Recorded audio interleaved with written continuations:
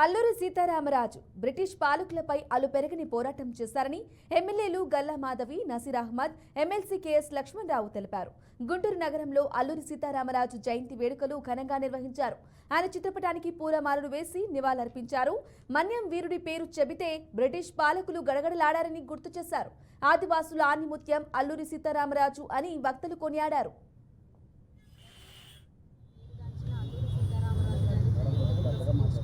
ప్రతి ఒక్కరం కూడా ఇక్కడికి ఆయన నివాళులు అర్పించడానికి వచ్చాము.